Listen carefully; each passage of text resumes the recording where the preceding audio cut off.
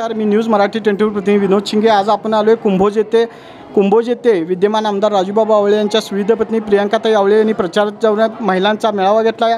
ताई नमस्ते, आपण संपूर्ण हातकणंगले विधानसभेचा प्रचार दौरा करताय, काय वाटते आपल्याला?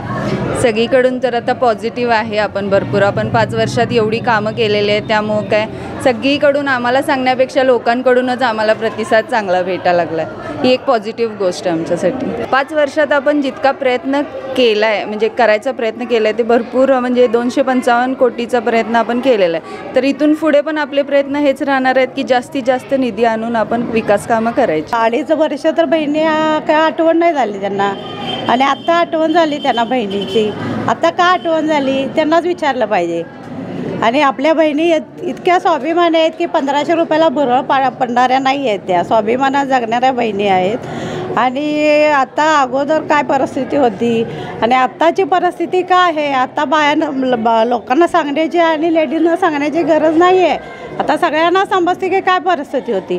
काँग्रेसच्या काळात असं होतं का, जाती भेद ह्या गोष्टी नव्हत्या, पण आता हे जाती भेद ऊच नीच ह्या गोष्टी का आल्या, कुणामुळे आल्या?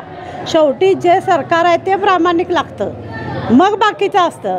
प्रामाणिकपणा महत्त्वाचा आहे। जर सरकारच प्रामाणिक नाही, इकडून तिकडे तिकडून इकडे उड्या मारणारं सरकार आहे ना, त्यामुळं पहिलं समोर अगदी जो म्हणतात ना की मूळ प्रामाणिकपणाचं पाहिजे, तर समोर उद्या काही तर होऊ शकते। कुंभोज जिल्हा परिषद मतदारसंघात आता आपणच जे बघितलेलं आहे आणि बाबाने ज्या पद्धतीनं जे प्रामाणिकपणानं जे काम केलेलं आहे, निधी हातकणंगले मतदारसंघात त्यांनी 255 कोटी जेवढा केला आहे तोच सांगितला आहे। नाही तर बाकीच्या आमदारांचं बघितलं तर हजारो कोटींचा निधी, मग हजारो कोटींचा निधी त्यांनी जर दिला तरीसुद्धा तो मतदारसंघ विकसित का राहिला आहे?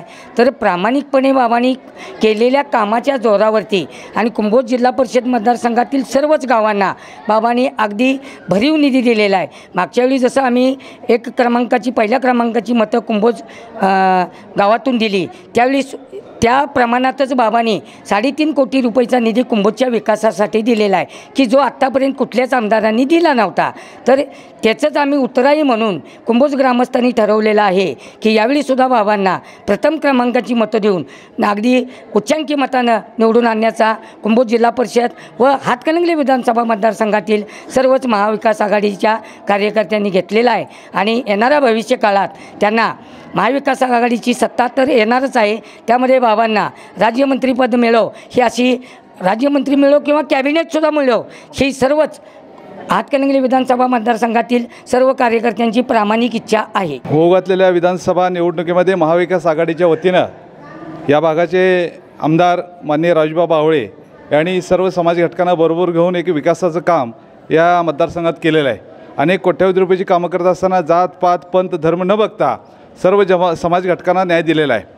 आणि या होणाऱ्या निवडणुकीमध्ये बाकीचा सर्व समाज, अल्पसंख्याक समाज हा महाविकास आघाडीच्या माध्यमातून प्रचार करत आहे आणि या मतदारसंघामध्ये राजूबाबा आवळे यांना प्रचंड मतांना मी निवडून देणार। आज होऊ घातलेल्या आमदारकीच्या इलेक्शनमुळे आज फिरत असताना आमदार कसा आहे ही बाबांनी दाखवून दिलं।